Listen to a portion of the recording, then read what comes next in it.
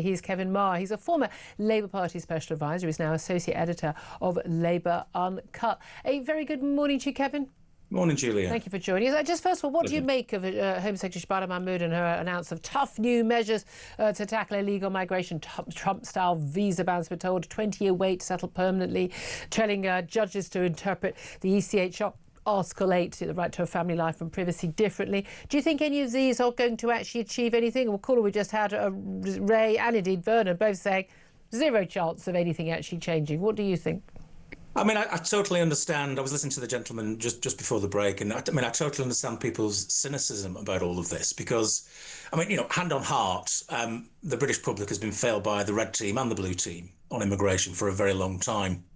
We've embarked on a policy of effectively open door immigration, but at a time when the British public have time after time after time expressed complete opposition to that, but the politicians have carried on anyway. So we've ended up in a mess where there's a crisis of governance amongst as much as anything else around immigration, and different governments come in and try and crack down on it and say they will, and then they don't. And of course, most significantly recently, I suspect, with the Boris wave of a few years ago post-Brexit. Yeah. So this is a line in the sand today.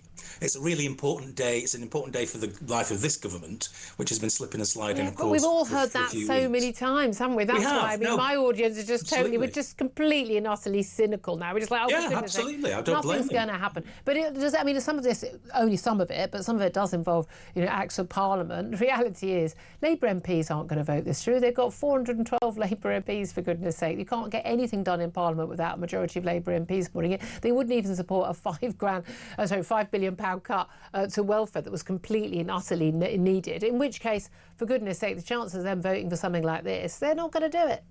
I think there's two things. One is the package that Shabana Mahmood has articulated over recent days and is going to announce in the Commons at 3:30 this afternoon. Is it a bold package? Is it a workable package?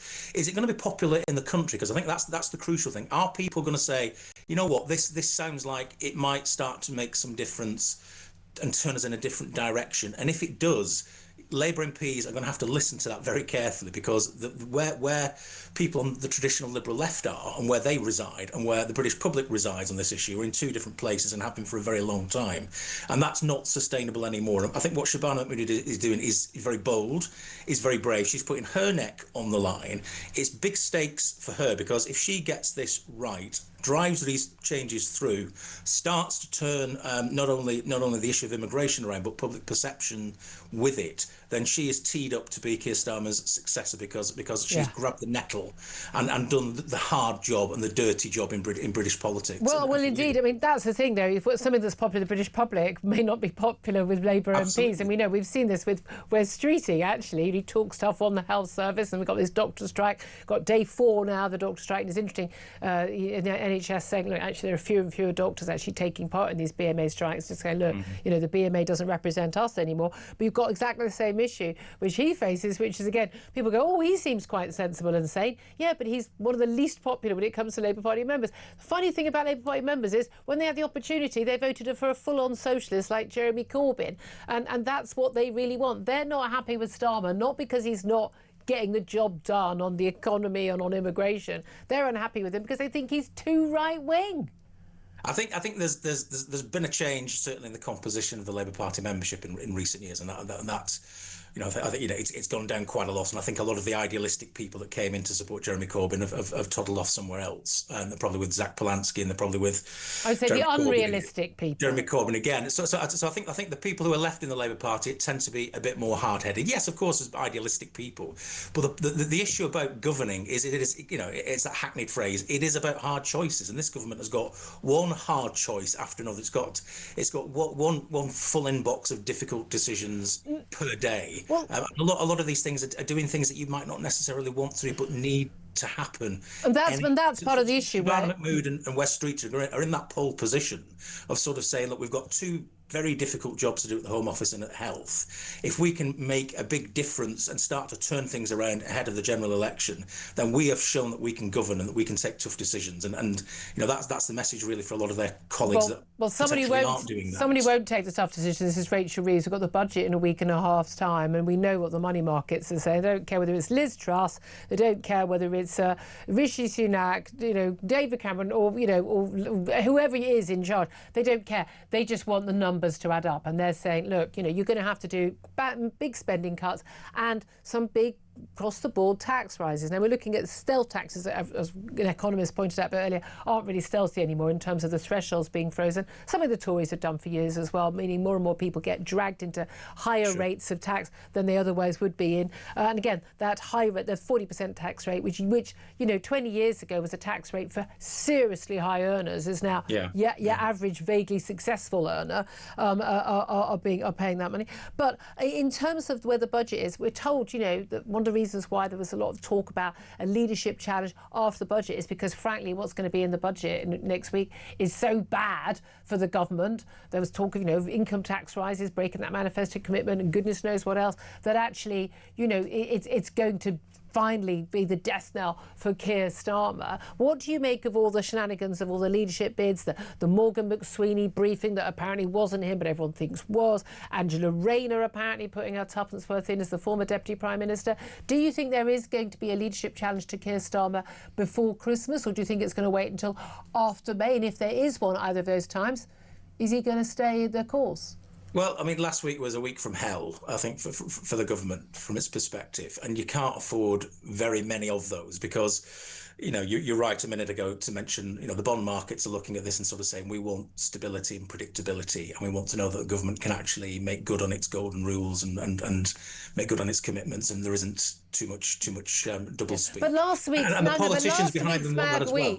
But last week's ban was entirely self-confected. It was. Pick your metaphor. I mean, they shot themselves in the foot. They're on about rolling the pitch. They managed to roll over their own feet at the same time. I mean, it was an absolute shambles. I mean, and government communications, unfortunately, throughout the life of this government, have been a shambles. Let's be honest about it.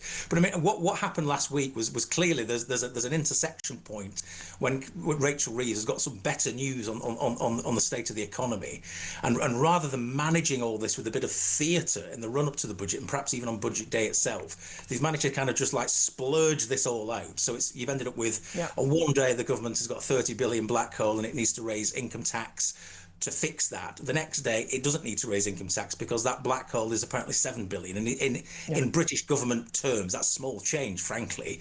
She can handle that and she can manage that. But they've managed to turn what was a good news story, frankly, the economy probably in slightly better health than we realise, and they've managed to turn that into disaster last week, which is when you look out sometimes in government, you look out and you start slipping and sliding, and it's very difficult to get your footing again. Yeah.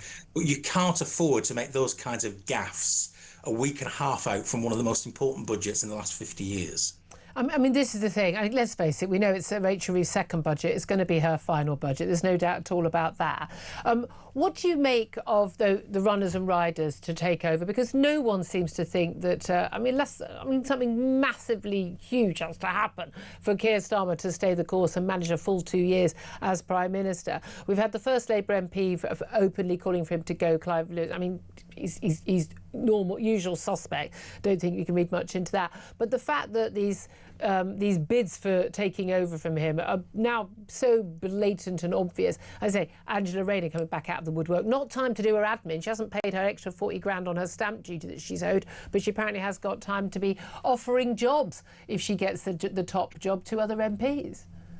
I think that Labour history tells you two things. One, it tells you that there's a particular pathology about being in government where eventually everybody starts to turn on each other. And perhaps the Tories in recent years have been the same. But they've been historically better at managing those divisions than Labour has been. Labour was like this in the 1940s, the 1960s, the 1970s. And of course, even through the Blair Brown years, which were relatively successful. So there is always that kind of pathology of people thinking, I can do your job better than you can, mate. Can you get out of the way and let me have a go? So that's definitely going on. But this is, I think, classically a parliament of two halves. what we can see at the moment is, reform's miles ahead of everybody. We could have a major structural realignment in British politics. The economy is not doing desperately well, and we've got this international kind of uncertainty pretty much any direction around the globe that you care to look. Now that's what we're dealing with right now, but it doesn't necessarily mean that by 2027 that's what we're going to be dealing with then. And my suspicion, I think it's going to be a lot worse. Well, it may be, you never know, but I think Labour MPs would be a bit crazy at this point to say let's get rid of Keir Starmer and put somebody else in position, because they've got to play his cards. Yeah, I keep saying to everyone, it's the same in tray. That's the issue. Kevin Mark, absolutely fascinating to talk to you. Do come back again soon. Former Labour Special Advisor, Associate Editor of Labour Uncut. Really appreciate that.